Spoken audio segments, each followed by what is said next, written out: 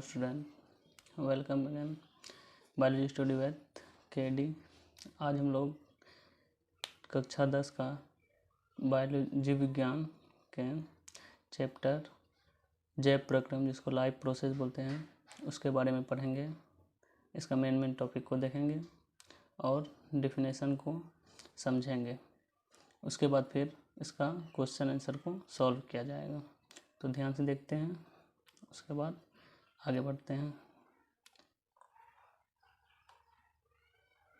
जैव प्रक्रम, इसका पहला टॉपिक जो है जैव प्रक्रम। जैव प्रक्रम बोलते किसे हैं उसको समझेंगे। इसके अंदर में अंतर्गत में जैव प्रक्रम के अंतर्गत जो आता है, पहला चैप्टर है, पहला टॉपिक है पोषण। पहला टॉपिक है पोषण, दूसरा है श्वसन, तीसरा परिवहन, चौथा उत्सर्जन, और उसके बाद पांचवा प्रजनन है, छठा 6 नंबर में जो है वो नियंत्रण एवं समन्वय है। जैसे पोषण को इंग्लिश में बोलते हैं न्यूट्रिशन, श्वसन को रेस्पिरेशन, परिवहन है उसको परिसंचरण तंत्र जिसको बोलते हैं ट्रांसपोर्टेशन एंड सर्कुलेशन। उसके बाद उत्सर्जन तंत्र, उत्सर्जन को बोलते हैं एक्सक्रीशन। प्रजनन हो गया रिप्रोडक्शन, प्रजनन को इंग्लिश में बोलते हैं रिप्रोडक्शन। नियंत्रण एवं समन्वय इसको बोलते हैं कंट्रोल एंड कोऑर्डिनेशन। तो हम लोगों को जो पढ़ना है अभी मेनली ये 4 ही पढ़ेंगे: श्वसन, पोषण, श्वसन, परिवहन और उत्सर्जन को। इन सब के बारे में पढ़ेंगे। ठीक है, चलिए आगे देखते हैं इसका डेफिनेशन को। उससे पहले डेफिनेशन को देखने से पहले देखेंगे जैव प्रक्रम को, जिसका जो कि चैप्टर का ही नाम है जैव प्रक्रम। इसको लाइफ प्रोसेस बोलते हैं। जैव प्रक्रम का डेफिनेशन को समझते हैं, होता क्या है। वे सभी प्रक्रम जो संयुक्त रूप से जीव के अनुरक्षण का कार्य करते हैं जैव प्रक्रम कहलाते हैं। मतलब वो सभी कार्य जो मनुष्य जीवित रहने के लिए करते हैं उसे ही जैव प्रक्रम या लाइफ प्रोसेस बोलते हैं। जैसे पोषण हो गया, श्वसन हो गया, वहन हो गया, उत्सर्जन हो गया। पोषण मतलब न्यूट्रिशन हो गया, मतलब जीवित रहने के लिए तो भोजन करेगा ही। उसका श्वसन जीवित रहने के लिए सांस लेगा ही। वहन का मतलब होता है जैसे कि ब्लड सर्कुलेशन होता है, तो जब अगर कोई भी मनुष्य जीवित रहेगा तो ब्लड सर्कुलेशन करेगा ही। उसके बाद उत्सर्जन हो गया एक्सक्रीशन बोलते हैं इसको, जैसे वेस्टेज। जैसे कि हम लोग भोजन करते जीवित हैं तो भोजन करेंगे, भोजन खाने के बाद उसका जो वेस्टेज होता है, जितना जो जरूरी पदार्थ नहीं होता, उस वेस्टेज को हम लोग क्या करते हैं, बॉडी से बाहर करते हैं। उसी को बोलते हैं, वो जो बॉडी से जो बाहर करते हैं उसी को बोलते हैं उत्सर्जन। समझ गए। पोषण मतलब जो भोजन करते हैं, श्वसन मतलब सांस लेते हैं, वहन मतलब हो गया ब्लड का परिसंचरण।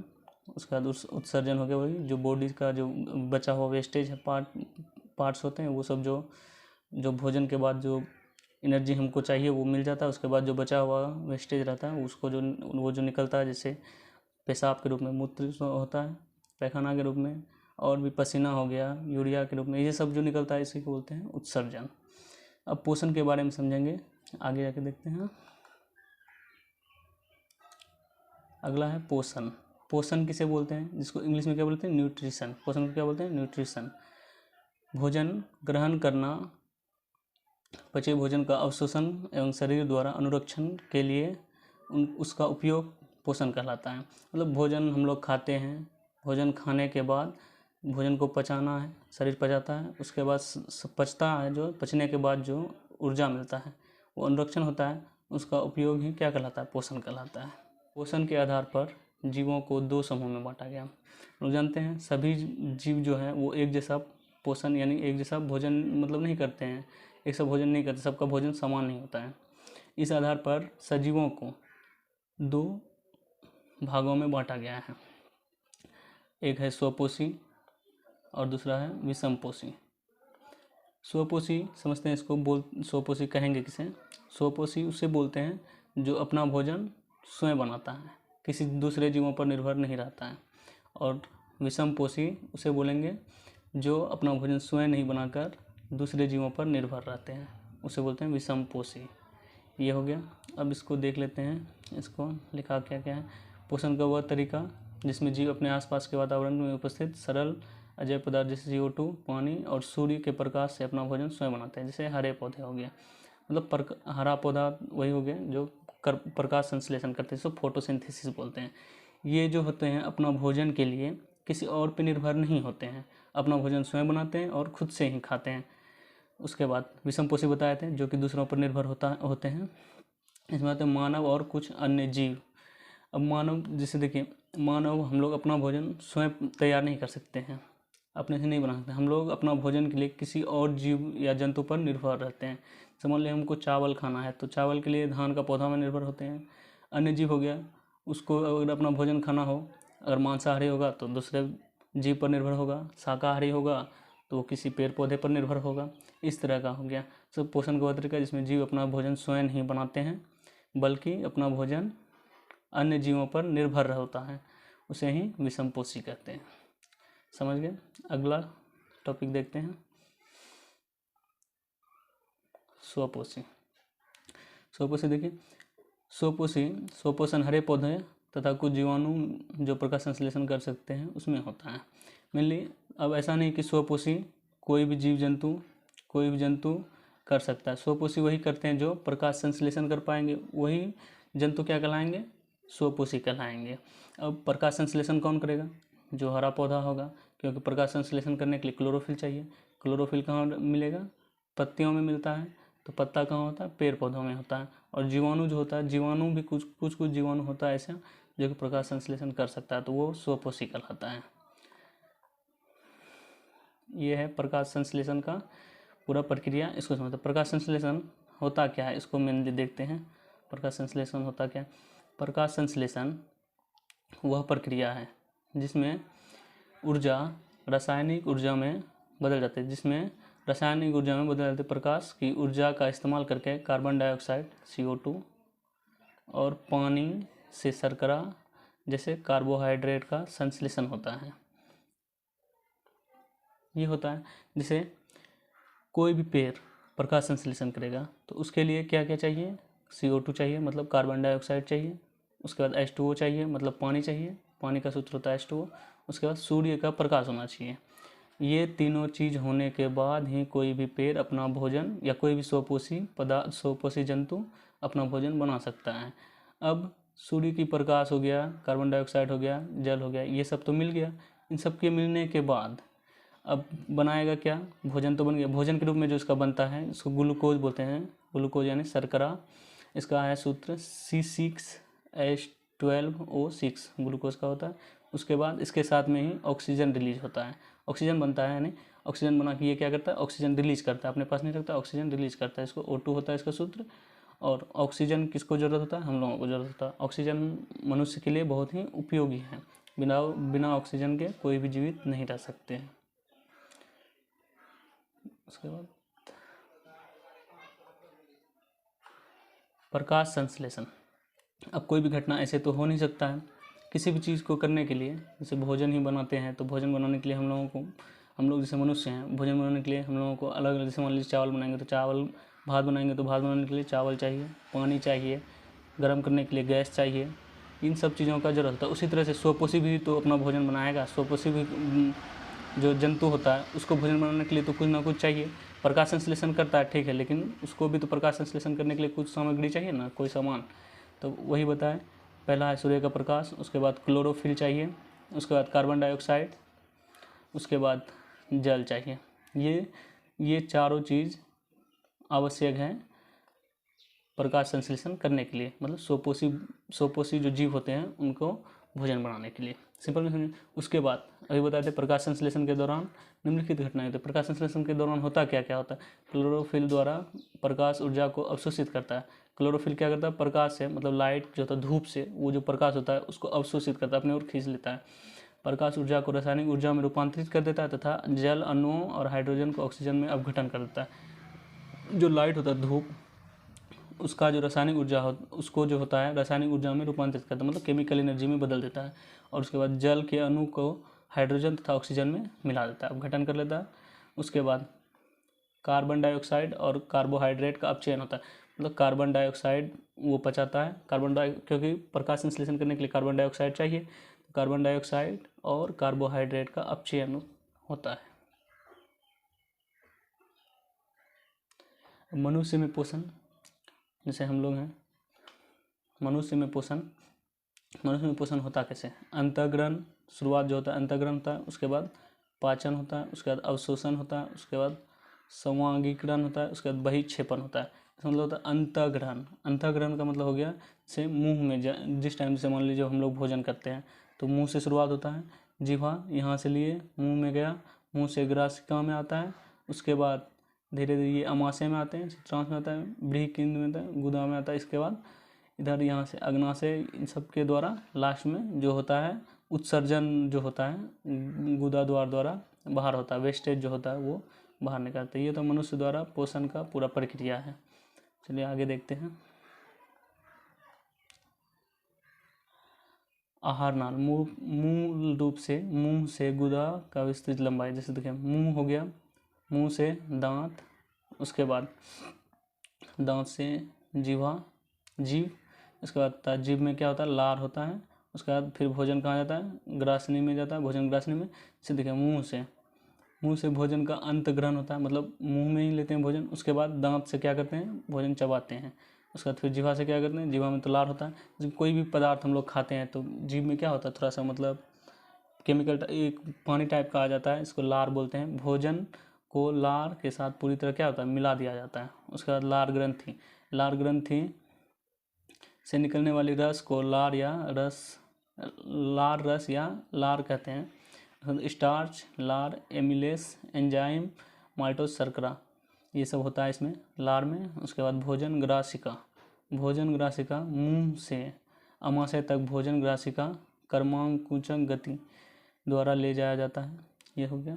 इन सब के बाद आहार नाल के बारे में हम लोग अभी पढ़ रहे हैं।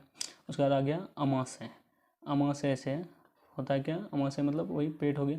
अमाशय से जठर ग्रंथि होता है, एक होता है पेप्सिन, दूसरा आता है हाइड्रोक्लोरिक अम्ल जो भोजन को पचाता है। भोजन क्या, कोई भी चीज़ जो हम लोग खाते हैं उसको पचाने का कार्य करता है। उसका होता है श्लेष्मा, पाचक एंजाइम इसको बोलते हैं, जो प्रोटीन को पाचन करता है। मेन जो प्रोटीन होता है, प्रोटीन को पचाने का कार्य किया जाता है पेप्सिन के लिए। दूसरा हाइड्रोक्लोरिक अम्ल, ये अम्लीय माध्यम तैयार करता है जो कि पेप्सिन की क्रिया में सहायक होता है। ये जो होता है हाइड्रोक्लोरिक जो हमारा पेट में पाया जाता है, इसमें इतना पावर होता है कि ये एक ब्लेड को भी गला सकता है, इतना ये एसिटिक होता है हाइड्रोक्लोरिक अम्ल। उसके बाद होता है श्लेष्मा, अमाशय के आंतरिक स्तर की अम्ल की रक्षा करता है। ये जो होता है ये इन सब अम्ल जो होता है, इन सब अम्ल का क्या करता है? रक्षा करता है, इन सबको बचा के रखता है। उसके बाद क्षुद्रांश, ये होता है आंतरस में से कार्बोहाइड्रेट, ग्लूकोज परिवर्तित होता है। इस वसा होता है, वसा में अम्ल होता है, होता है प्रोटीन, एमिनो अम्ल होता है। सो एमिनो एसिड भी बोलते हैं, इंग्लिश में बोलेंगे एमिनो एसिड। अब देखिए दूसरा नंबर यकृत तथा अग्नाशय से श्रावण प्राप्त करती है, इसमें होता है। उसके बाद यकृत पित्ताशय और पित्त लवण से होता है। अग्नाशय रस यही हो गया। दादरों, ये होता है अवशोषण की सतही होता है, अवशोषण की सतही से क्षेत्रफल बढ़ा देता है। सब मतलब भोजन करते हैं तो पेट क्या होता है? थोड़ा सा कम रहता है भोजन खाने के बाद। भोजन करने के बाद क्या होता है? पेट बढ़ जाता है, तो वही होता है, ये क्षेत्रफल को बढ़ा देता है। पांचवा है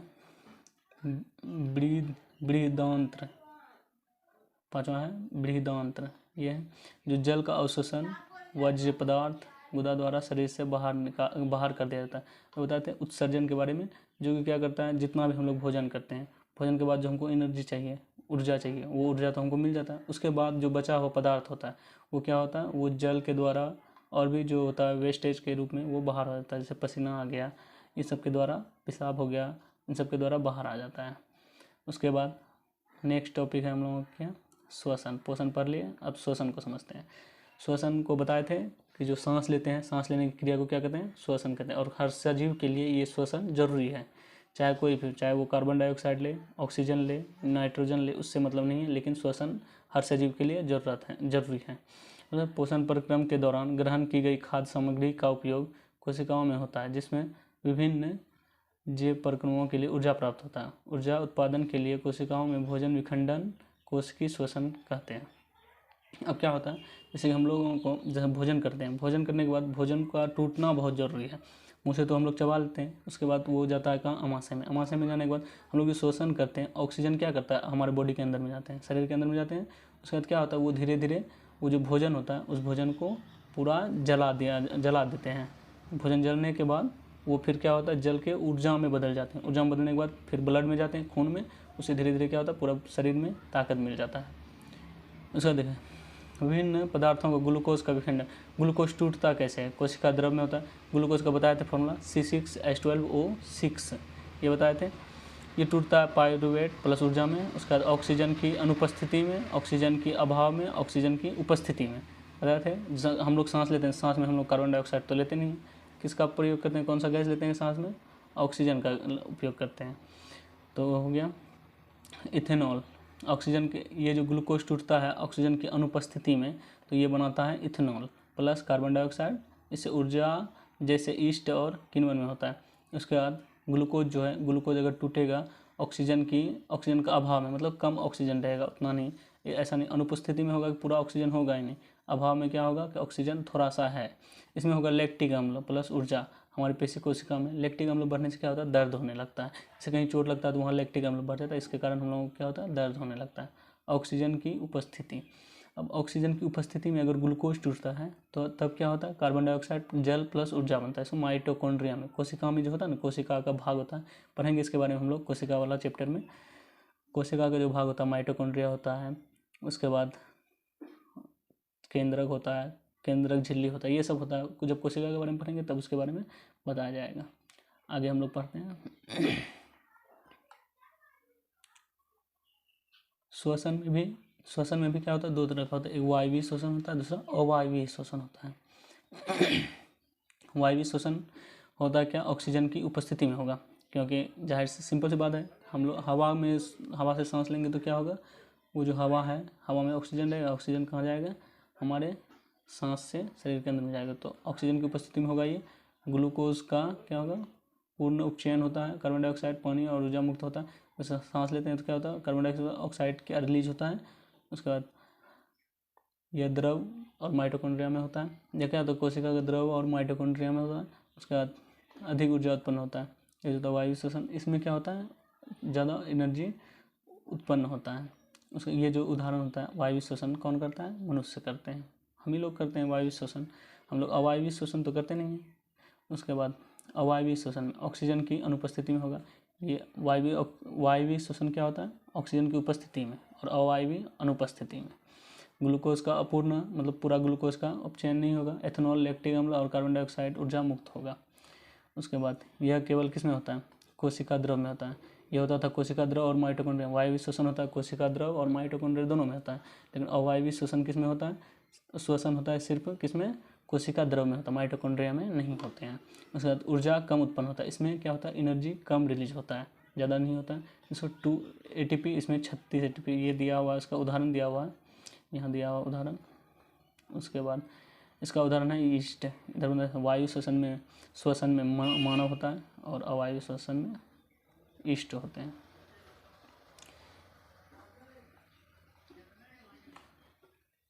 ये है पूरा मानव श्वसन तंत्र का डायग्राम दिया हुआ है। जैसे नासा द्वार इसको बोलते हैं, नासा द्वार। ये हो गया नासा द्वार, यहाँ है नासा द्वार। यहाँ से क्या होता है, सांस लेते हैं। जैसे हम लोगों का नाक है, नाक से ही ना सांस लेते हैं, शुरुआत वहीं से होता है श्वसन तंत्र का, नाक से सांस लेते हैं। उसके बाद वहाँ से जाते हैं, वहाँ का जो वायु वो जाता है ग्रासनी में। यहाँ हो गया ग्रासनी, ये दिखाते हैं यहाँ से, ये हो गया ग्रासनी। उसके बाद हो गया, वहाँ से जाता है कहाँ, ग्रासनी से कंठ में जाता है, वहाँ से थोड़ा सा नीचे आता है, कंठ में जाता है, इसको ट्रेकिया बोलते हैं, यहाँ आता है। उसके बाद कंठ से श्वास नली में, कहाँ आता है, श्वास नली में। श्वास नली कहाँ हो गया, ये हो गया श्वास नली। यहाँ कंठ से थोड़ा सा नीचे है, थोड़ा सा, बस थोड़ा सा नीचे, ये हो गया, यहाँ आता है। उसके बाद वो श्वास नली से श्वासनी में जाता है, श्वासनी में जाता है। उसके बाद श्वास निष्का में जाता है। उसके बाद फुफ्फुस, जिसको फेफड़ा बोलते हैं, क्योंकि मेन सांस लेने के लिए फेफड़ा ही चाहिए, विदाउट फेफड़ा का होने वाला नहीं है। उसके बाद फुफ्फुस, ये यहाँ से आता है, यहाँ पे, ये हो गया फेफड़ा। फेफड़ा एक्चुअली यहाँ है फेफड़ा, ये जो भाग है ये टोटल, ये हो गया ये जो टोटल भाग है ये है क्या, फेफड़ा है। दोनों साइड में होता है सीना के, इसको बोलते हैं फेफड़ा। वहाँ से फिर कहाँ जाएगा, कुपिका कोश में, उसके बाद रुधिर वाहिकाओं में, उसके बाद क्या होता है, धीरे धीरे वो ब्लड में चले जाता है। और सांस जो लेते हैं हम लोग ब्लड में, उसका बहुत ही ज़रूरी होता है। उसके बाद मानव श्वसन का क्रिया जो होता है वो 2 भाग में बटा हुआ है। एक है अंतःश्वसन, दूसरा है उच्छ्वसन। अंतःश्वसन और उच्छ्वसन। अंतःश्वसन के दौरान, इसके दौरान होता क्या है कि वृक्षीय गुहा फैलती है। जैसे सांस लेते हैं तो सांस लेने के टाइम में क्या होता है, सीना फूलने लगता है। इसमें क्या होता है, वृक्षीय गुहा मूलाकार में वापस आ जाती है। इसमें मतलब अंतःश्वसन हो गया, इनहेल और एक्सहेल, ये होता है। इंग्लिश में बोलते हैं इनहेल और एक्सहेल, अंतःश्वसन। इसमें क्या होता है, सांस ये जो होता है ये वृक्षीय गुहा फूल जाता है। ये जो होता है ना, सीना फूल जाता है सांस लेने के टाइम में, और सांस जब छोड़ते हैं तो वो क्या होता है, फिर अपना जो आकार होता है उसमें आ जाता है। उसके बाद क्या होता है, पसली संलग्न पेशी से सिकुड़ती है। इसमें क्या होता है, स्थिर हो जाती है। वक्ष के ऊपर, सीना के ऊपर क्या होता है, बाहर की ओर गति करता है। उसके बाद वक्ष अपने स्थान में वापस आ जाता है। गुहा में वायु का दाब कम हो जाता है और वायु फेफड़े में भरती है। इसमें क्या होता है, गुहा में वायु दाब बढ़ जाता है और वायु कार्बन डाइऑक्साइड फेफड़े से बाहर जाती है। जैसे इनहेल मतलब सांस को जब अंदर लेते हैं तो क्या होता है कि बाहर का जो हवा होता है, ऑक्सीजन, वो हमारे शरीर के अंदर जाते हैं, तो फेफड़ा क्या होता है, फूल जाता है। उसके बाद एक्सहेल मतलब जब सांस छोड़ते हैं तो अंदर का जो हवा होता है, कार्बन डाइऑक्साइड जो बना हुआ है, वो क्या होता है, बाहर की ओर चले जाता है, तो फेफड़ा के बाहर चले जाता है। इससे क्या होता है, फिर वो नॉर्मल हो जाता है। अब तो अंतःश्वसन, इसमें क्या होता है, सांस द्वारा वायुमंडल से गैसों को अंदर लेते हैं। अंतःश्वसन मतलब इनहेल हो गया। इनहेल मतलब जब भी करते हैं तो वायुमंडल मतलब हमारे जो वातावरण में जो जितने भी ऑक्सीजन है, ऑक्सीजन को क्या करते हैं, इनहेल में अंदर लेते हैं। उसके बाद उच्छ्वसन, उच्छ्वसन हो गया, फेफड़ा से वायु या गैस को बाहर निकालते हैं, मतलब वही हो गया एक्सहेल हो गया। जिस सांस अंदर ली, उसके बाद क्या हो, सांस को छोड़ते हैं तो क्या होगा, वो फिर बाहर चले जाएगा। स्थलीय जीव क्या होता है, श्वसन के लिए वायुमंडल से ऑक्सीजन का उपयोग करते हैं। जितना भी जमीन में रहने वाला जीव जंतु हैं वो ऑक्सीजन, सांस लेने के लिए ऑक्सीजन का उपयोग कहाँ से करते हैं, वायुमंडल से करते हैं। उसके बाद ये हो गया। उसके बाद हो गया जो जीव जल में रहते हैं। अब जल में रहते हैं वो भी तो सांस लेते हैं, वो ऐसा थोड़ा है कि अब विदाउट सांस के ही वो विदाउट जल में रहते हैं वो सांस नहीं लेते हैं, बिना सांस लिए जीवित रहते हैं, ऐसा तो नहीं हो, वो भी सांस लेते हैं। वो जल में विलेय ऑक्सीजन का उपयोग करते हैं। मतलब जैसे जल का सूत्र क्या होता है, H2O, हाइड्रोजन और ऑक्सीजन दोनों मिलकर क्या होता है, पानी बनता है। तो पानी का जो मॉलिक्यूल होता है उसके बीच में जो ऑक्सीजन भरा हुआ होता है, उसी ऑक्सीजन से क्या होता है, जो जल में जीव रहते हैं उससे सांस लेते हैं। अब पोषण पढ़ लिए, श्वसन पढ़ लिए। अब अगला टॉपिक है संवहन। तो बता दें, जैसे संवहन में वही हो गया, ब्लड प्रेशर हो गया। जैसे खून का क्या होता है, संवहन में क्या होता है कि खून मतलब ऊपर से नीचे तक शरीर में पूरा फैलना किसी चीज़ का, उसी को संवहन बोलते हैं। जैसे मनुष्य भोजन, ऑक्सीजन, अन्य आवश्यक पदार्थों का निरंतर आपूर्ति करने वाला तंत्र संवहन तंत्र कहलाता है। जैसे भोजन हो गया, ऑक्सीजन हो गया और अन्य आवश्यक तंत्र का जो निरंतर आपूर्ति करता है उसी को बोलते हैं संवहन तंत्र। अब जैसे मान लो भोजन का हो गया या ऑक्सीजन का हो गया, ऑक्सीजन कैसे शरीर के सभी भागों में जाता है, अगर ब्लड जो होता है, रक्त परिसंचरण तंत्र होता है, रक्त का प्रवाह होता है शरीर से पूरा, एक ऊपर से नीचे तक होता है रक्त का प्रवाह। अगर रक्त का प्रवाह नहीं हो तो क्या ऑक्सीजन हर कोनों तक जाएगा, नहीं जाएगा। वही हो गया संवहन, उसको बोलते हैं। मानव संवहन तंत्र के मुख्य अवयव इस प्रकार हैं। पहला हृदय, कौन कौन उसका कार्य करता है, हृदय हो गया। दूसरा रक्त नलिकाएं, जिसको धमनी और सिरा बोलते हैं, नस। उसके बाद वाहन मध्यम, रक्त लसिकाएं, प्लेटलेट्स को बोलते हैं। उसके बाद देखें, ये है रक्त, ये ब्लड हो गया। इसका ठोस अवयव होता है रुधिर कणिकाएं, जिसको बोलते हैं। ये लाल रक्त होता है, लाल रक्त कणिकाएं O2 CO2 का वहन, हीमोग्लोबिन और रक्त को लाल रंग देता है ये। उसके बाद श्वेत रक्त, इसको बोलते हैं लाल रक्त, मतलब हो गया क्या, RBC जिसको बोलते हैं, रेड ब्लड सेल। ये हो गया श्वेत रक्त, ये होता है श्वेत ब्लड, इसको बोलते हैं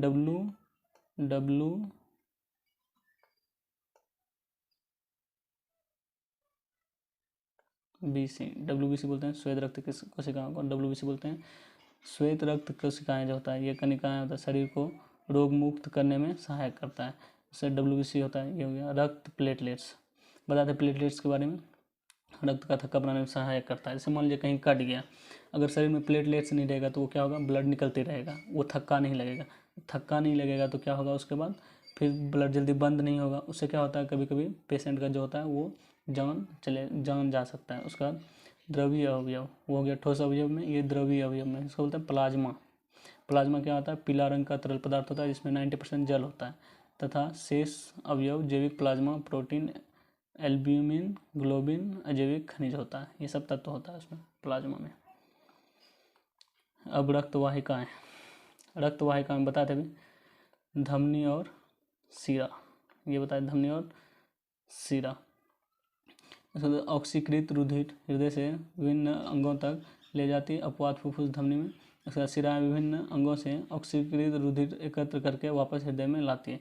इसका काम है पूरा शरीर में फैलाना, और इसका काम है पूरा शरीर से फिर हृदय में लेके आना। उसका धमनी की भित्ति मोटी और अधिक लचीला होता है, शिरा की भित्ति कम मोटी होता है और कम लचीला होता है। उसके बाद वाल्व नहीं होता है, इसमें वाल्व होता है। ये सतही नहीं होता है, ऊतकों के नीचे पाई जाती है, ये सतही होता है, ऊतकों के ऊपर पाया जाता है। भोजन तथा, ये है दूसरा टॉपिक, भोजन तथा दूसरे पदार्थों का स्थानांतरण पौधा में। अब जिस तरह से मनुष्य हैं, हम लोग सजीव हैं, उसी तरह पौधा भी क्या है, सजीव है। तो वो भी ऑक्सीजन, मतलब वो भी पोषण करेगा, श्वसन करेगा, उत्सर्जन करेगा, ये सब हर सजीव के लिए ज़रूरत होता है। तो पौधा के बारे में पढ़ेंगे, पौधा तथा दूसरे पदार्थों का स्थानांतरण पौधे में कैसे होता है। जैसे प्रकाश संश्लेषण के विलय उत्पादों का स्थानांतरण कहलाता है, जो फ्लोएम ऊतक में होता है। हाँ, इसमें जो होता है प्रकाश संश्लेषण में जो जल और भोजन को पेड़ पौधों में एक जगह से दूसरी जगह लेके जाता है, वो जो होता है दो कोशिकाओं की वजह से होता है। एक बोलते हैं जाइलम, दूसरा को बोलते हैं फ्लोएम बोलते हैं। फ्लोएम और जाइलम बोलते हैं। तो जो फ्लोएम होता है वो भोजन को पूरा इसमें पेड़ पौधे में स्टोर किया जाता है या एक जगह से दूसरी जगह तक लेके जाता है। और जो जाइलम होता है, जाइलम का काम क्या होता है, जड़ से पानी को पत्ता तक पहुंचाना, जो कि भोजन बनाने में सहायता करता है। स्थानांतरण पत्तियों में पौधे के शेष भागों में ऊपरमुखी तथा अधोमुखी दोनों इस दिशाओं में होता है। फ्लोएम द्वारा स्थानांतरित ऊर्जा का प्रयोग से पूरा होता है, अतः सुक्रोज फ्लोएम उत्तम में ATP ऊर्जा का प्रसारण बल द्वारा स्थानांतरित होता है। उसके बाद मानव उत्सर्जन, वह जैव प्रक्रम जिसमें जीवों का उपचायी क्रियाओं में जनित हानिकारक नाइट्रोजन पदार्थ का निष्कासन होता है, उत्सर्जन कहलाता है। बताए थे उत्सर्जन किसको बोलते हैं। उत्सर्जन में होता क्या है, उत्सर्जन में मेनली क्या होता है कि वेस्टेज जो पदार्थ होता है, जैसे हम जितना भोजन किए, जितना हमको ज़रूरत था ऊर्जा में बदल के, उसके बाद जो बचा हुआ पदार्थ होता है नाइट्रोजन के रूप में हो गया, यूरिया हो गया, वो सब शरीर के पसीना के द्वारा, पेशाब के द्वारा या पैखाना के द्वारा बाहर निकाल दिया जाता है। एक उसके जीव में अपशिष्ट पदार्थों को शरीर की सतह से जल में विकसित कर देते हैं। अब मानव उत्सर्जन तंत्र में उपस्थित अंग निम्न प्रकार हैं। एक है एक जोड़ा वृक्क, एक जोड़ा में दो होता है। किडनी हो गया, वृक्क को क्या बोलते हैं, किडनी बोलते हैं। किडनी सभी मनुष्य के पास क्या होता है, मनुष्य क्या लगभग जो जानवर होते हैं उनके पास भी क्या होते हैं, दो किडनी होते हैं, एक जोड़ा किडनी होता है, इसको वृक्क बोलते हैं।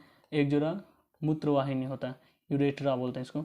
उसके बाद एक मूत्राशय होता है, ब्लाडर बोलते हैं इसको, जहाँ मूत्र की थैली भी बोल सकते हैं इसको, ये एक जोड़ा होता है। उसका वृक्क में मूत्र बनने के बाद मूत्रवाहिनी से होता हुआ मूत्राशय में एकत्रित होता है। मूत्र बनने के उद्देश्य से रुधिर से वर्ज्य हानिकारक अपशिष्ट पदार्थों का छानकर बाहर करना है। इसका जो होता है मेन कार्य क्या होता है, जो हानिकारक पदार्थ उसको फिल्टर किया जाता है, फिल्टर करने के बाद इसको फिर बाहर किया जाता है।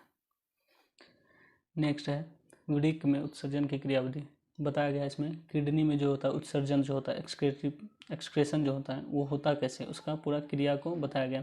जिसे बताया गया जैसे कोशिका गुच्छ निस्यादन इसको बोलते हैं। जब वृक्क की धमनी में शाखाओं में वृक्काणु में प्रवेश होती है, तब जल, लवण, ग्लूकोज, ये सब नाइट्रोजन संपूर्ण में आ जाते हैं, ये सब मिल जाता है। यहाँ हो गया वृक्क धमनी, इसमें आ जाता है। किडनी के बारे में जब पढ़ेंगे विस्तार से तब वहाँ सही से बताया जाएगा। अभी मेनली इसको थोड़ा सा याद करके रखना है। कोशिका गुच्छ से निस्यादन होता है, उसके बाद वर्णात्मक पुनः अवशोषण होता है। वृक्काणु के नलिकार भाग में शरीर के लिए उपयोगी पदार्थ जैसे कि ग्लूकोज, अमीनो अम्ल, लवण, जल और पुनः अवशोषण होता है। इन सबको क्या किया जाता है, फिर से फिल्टर किया जाता है। उसका नलिका श्वसन, इसमें होता है यूरिया अतिरिक्त लवण जो होता है सब बचा हुआ होता है, वो क्या होता है, यूरिया हो गया, एमिनो एसिड हो गया, इन सब को अंतिम सिरे में जाकर मूत्र का निर्माण करता है। ये सब क्या होता है, धीरे धीरे पेशाब के रूप में बदल जाता है और वहाँ से मूत्र सावनी में मूत्रवाहिनी से होते हुए मूत्राशय में अस्थायी रूप में संग्रहित होता है। वो क्या होता है, धीरे धीरे मूत्राशय में जमा होते जाता है। जमा होने के बाद उसके बाद क्या होता है कि ये मूत्राशय का दाब द्वारा मूत्र मार्ग से बाहर निकल जाता है।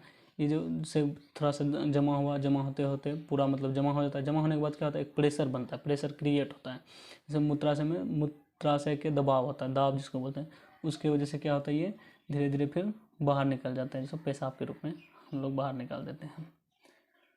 उसके बाद है कृत्रिम वृक्क। अब क्या होता है तो मानव का जो शरीर है वो तो मतलब डैमेज हो सकता है, उसमें कोई ये नहीं है, क्योंकि इससे अब मान लीजिए कृत्रिम ये वृक्क जो है, वृक्क बहुत ही ज़्यादा उपयोगी है। विदाउट किडनी का कोई भी ह्यूमन वो जीवित नहीं रह सकता है, क्योंकि यूरिया शरीर में बनेगा, जिससे ब्लड भी फिल्टर नहीं हो पाएगा और जो यूरिया है वो शरीर में ही रह जाएगा, बाहर नहीं निकल पाएगा, क्योंकि किडनी अगर रहेगा तो फिल्टर करके क्या करेगा, उसको पेशाब के रूप में बाहर निकाल देगा। अब किडनी है ही नहीं तो पेशाब को बाहर निकालेगा कैसे, जितना भी पेशाब नहीं मतलब यूरिया जो होता है, यूरिया हो गया, नाइट्रोजन हो गया, एमिनो एसिड हो गया, ये सब जो होता है वो शरीर से बाहर निकलेगा नहीं, तो वो क्या होगा, धीरे धीरे शरीर के अंदर ही जहर बन जाएगा और मनुष्य का क्या हो सकता है, मृत्यु होना संभव है।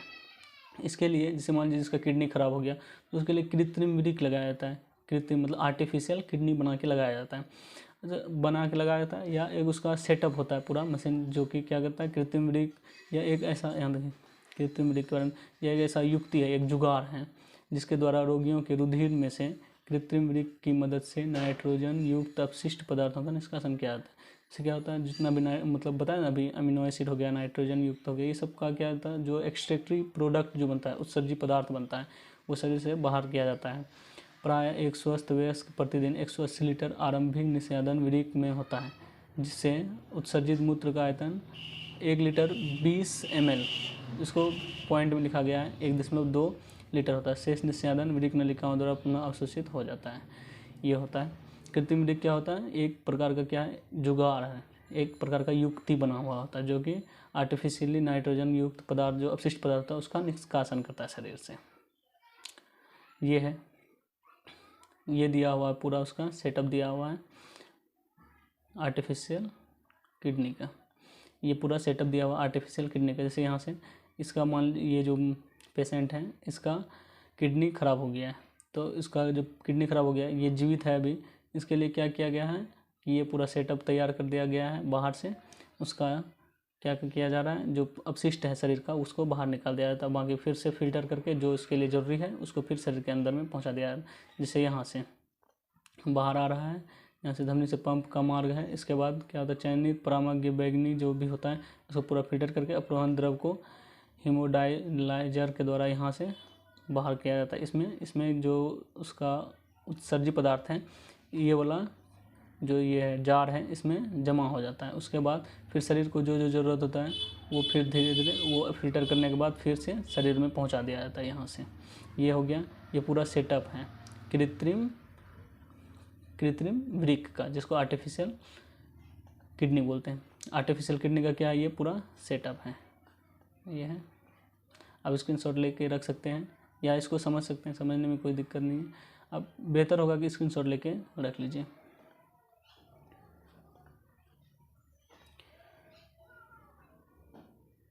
ये है पादप में उत्सर्जन, वो तो हम लोग पढ़े मनुष्यों में उत्सर्जन कैसे होता है। अब पादप में हो जाएगा जितना भी पेड़ पौधा है, ये पेड़ पौधे के बारे में, पेड़ पौधा में उत्सर्जन कैसे होता है। जैसे हम लोगों का तो एक्सक्रीटरी ऑर्गन है, उत्सर्जी अंग है हम लोगों के लिए उत्सर्जन करने के लिए, उसमें दिक्कत नहीं। लेकिन पादप में भी तो कुछ ना कुछ, जब पादप उत्सर्जन करता है, जैसे पेड़ पौधा उत्सर्जन कर रहा है, तो उसका भी तो उत्सर्जी अंग होता होगा।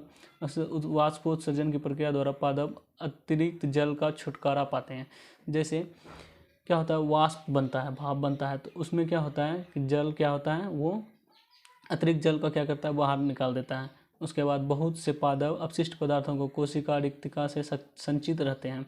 उसके बाद क्या, अन्य अपशिष्ट पदार्थ रेजिन हो गया, गोंद के रूप में पुराने जाइलम में संचित होता है। जैसे इसका इस रेजिन हो गया, रेजिन उसका पादप का क्या है, एक प्रकार का उत्सर्जी पदार्थ है। उत्सर्जी पदार्थ है वो क्या होता है, जाइलम में संचित होकर रहता है। पादप में कुछ अपशिष्ट पदार्थों को अपने आसपास में मृदा में उत्सर्जित कर दिया जाता है। क्या होता है, जड़ के द्वारा आसपास का जो मिट्टी होता है उसमें उत्सर्जित कर देता है पेड़ पौधा। तो जैसे हो गया ये दिया है पत्ता के बारे में। वो जो होता है भोजन जब बनाता है वो अपना प्रकाश संश्लेषण जब करता है कोई भी पादप पेड़ पौधा, उत्सर्जी पदार्थ को क्या करता है, उत्सर्जी पदार्थ जो इसका होता है, इसका उत्सर्जी पदार्थ होता है ऑक्सीजन। मतलब उत्सर्जी पदार्थ नहीं, इसके लिए ज़रूरत नहीं है, तो वो ऑक्सीजन को रिलीज कर देता है और CO2 जो होता है CO2 को इनहेल कर लेता है भोजन के रूप में जब भोजन ये बनाता है। तो ये हो गया, ये रंध्र होता है। रंध्र होता है मेनली कहाँ, पौधा, ये पत्ता जो होता है, पत्ता में छोटा छोटा छिद्र होता है, उसी को बोलते हैं रंध्र। रंध्र बोलते हैं इसको, छोटा छोटा जो छिद्र होता है बड़ा पौधा, ये पत्ता में जो छोटा छिद्र होता है उसी को बोलते हैं रंध्र। इसको याद रखिएगा। ये जो दिया हुआ ये है जाइलम और फ्लोएम के बारे में, ये दिया हुआ है जाइलम और फ्लोएम। ठीक है, ये पूरा चैप्टर कवर हो गया। आई होप कि पूरा ये आपको समझ में आया होगा, और फिर भी कहीं दिक्कत है तो कमेंट करके पूछ सकते हैं, हम आपका ज़रूर मदद करेंगे। आपका जितना भी जो भी दिक्कत है वो उसको सॉल्व किया जाएगा। मिलते हैं नेक्स्ट चैप्टर में, तब तक के लिए जय हिंद, जय भारत।